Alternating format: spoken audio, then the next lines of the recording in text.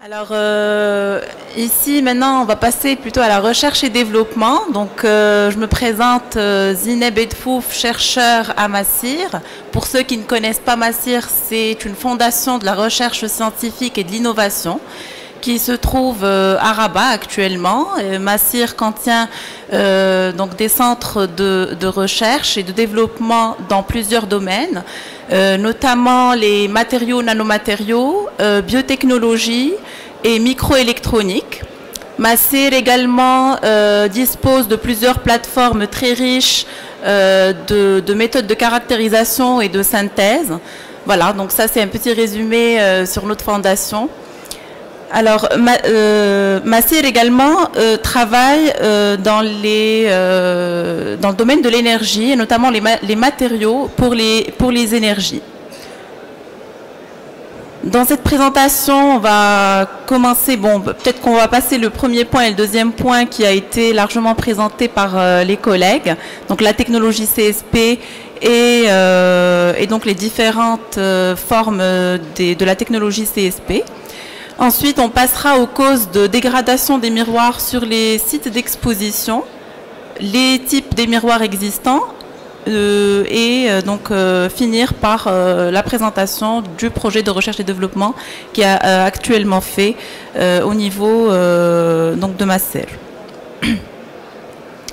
Donc voilà ici un petit résumé des différentes formes, donc des centrales CSP qui permettent de concentrer les rayons solaires soit sur des points focaux comme dans les tours solaires, ou alors dans le cas des miroirs paraboliques, ou alors sur des lignes focales, donc en parlant des centrales Fresnel ou les semi-paraboliques. Alors comme vous pouvez le voir sur les images ici, les miroirs présentent une grande partie de la centrale, d'où leur importance. Je passerai le fonctionnement d'une centrale CSP. Alors quelles sont les causes qui dégradent les miroirs dans une centrale solaire? Donc on peut retrouver les embruns marins, donc des problèmes de corrosion qui sont dus à l'humidité et également à la salinité.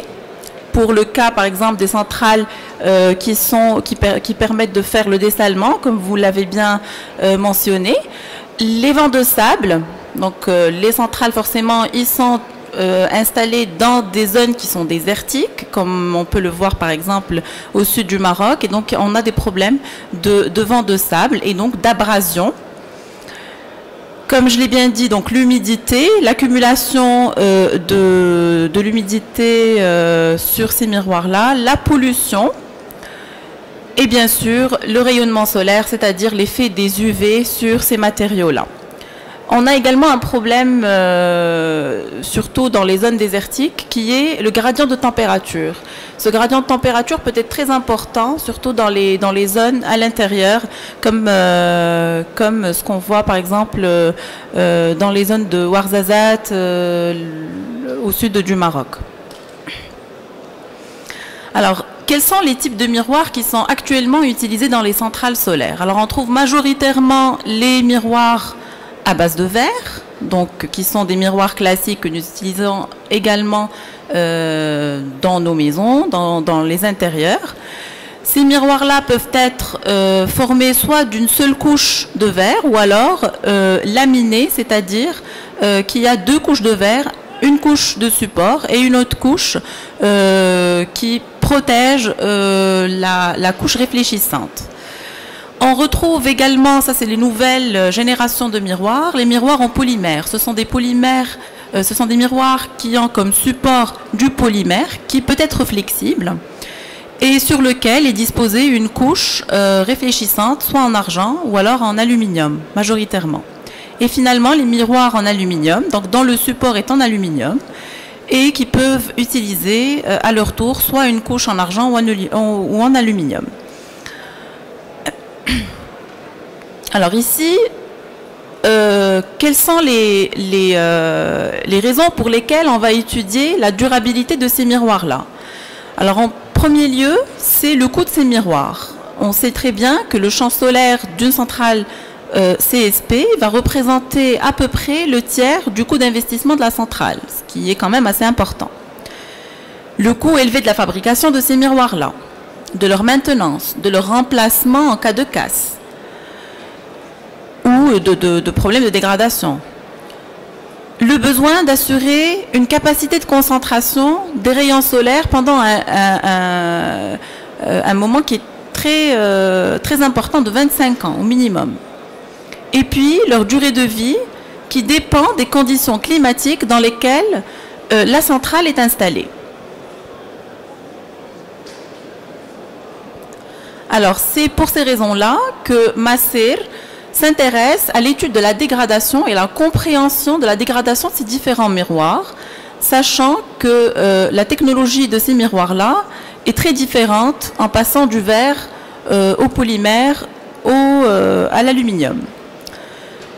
Et cette étude va concerner la dégradation physico-chimique en termes de corrosion, mais également la dégradation mécanique par effet d'abrasion. Nous avons 2 sites d'exposition actuellement extérieurs qui nous permettent d'exposer les échantillons sur ou sous des conditions climatiques marocaines réelles. On en a un donc, qui se trouve à Témara, à côté de Rabat, qui est au bord de l'Atlantique et donc, dans lequel nous allons étudier les effets de salinité et des embruns marins sur ces miroirs-là.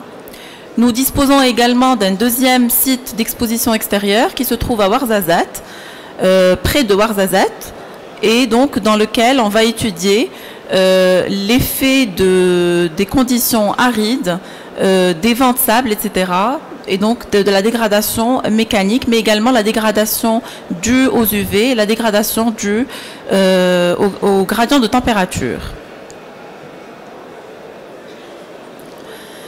En parallèle, ces échantillons-là vont être vieillis dans des conditions de laboratoire, c'est-à-dire dans des enceintes de vieillissement en mettant dans des conditions de température et d'humidité précis, plus un brouillard salin et également un banc d'abrasion pour pouvoir essayer avec des vitesses et des quantités précises l'effet de l'abrasion sur ces miroirs.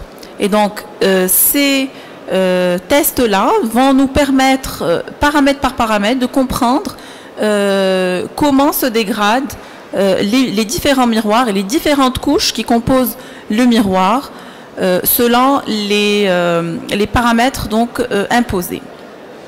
Les résultats de ces 2 essais, à l'extérieur et dans le laboratoire, vont être corrélés et pour pouvoir comprendre toutes les dégradations.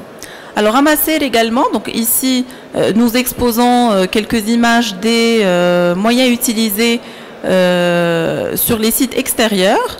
Donc sur nos sites, nous avons des stations météo qui vont nous permettre de mesurer exactement les conditions climatiques, dont la température, l'humidité, les vitesses de vent, les forces de vent, la pluviométrie, les UV. Vous voyez les racks d'abrasion que nous utilisons et dans lesquels on va exposer les différents types des miroirs, que ce soit à Témara ou à Skoura. À Skoura, on a en plus un système qui nous permet d'étudier les différentes hauteurs ainsi que les différentes orientations des miroirs et également un système de collecte des particules réelles qui vont venir taper sur les miroirs exposés. Au laboratoire, comme vous pouvez le voir ici, nous suivons donc le paramètre le plus important des miroirs qui est la réflectivité par différentes méthodes. On a donc un réflectomètre portable, comme vous pouvez le voir, 15R USB, qui nous permet non seulement de mesurer la réflectivité et la spécularité de la réflectance au niveau du laboratoire, mais également sur les sites. Nous avons également un spectrophotomètre UV visible, des profilomètres, ou un profilomètre pardon, qui nous permet de excusez-moi, d'analyser l'état de surface et donc la rugosité des miroirs une fois exposés, bien sûr. Nous avons donc d'autres moyens pour pouvoir analyser la composition chimique de ces miroirs, comme les diffractions de rayons X, les infrarouges, etc. Alors ici, nous montrons par exemple des miroirs qui ont été exposés en montrant l'effet de l'abrasion et de la corrosion. Donc à gauche, nous avons l'érosion de la surface. Donc par exemple, un impact de sable sur une surface en verre. Et vous voyez bien, c'est des images en microscopie qui montrent bien qu'il y a effectivement ces défauts-là. Ces défauts vont bien sûr, ils vont dégrader le miroir en termes de réflexivité. On ne les voit pas forcément à l'œil nu, mais ce sont des défauts qui limitent la réflexivité de ce miroir et donc qui diminuent sa capacité de réflectance. Et forcément, donc, dans une centrale, on perd en efficacité. À gauche, à droite, on a la dégradation chimique due à la corrosion. Vous voyez par exemple un miroir qui a complètement perdu sa couche réfléchissante. Et donc en microscopie, on voit bien les francs de corrosion de la couche réfléchissante due à un défaut, donc à une fissure.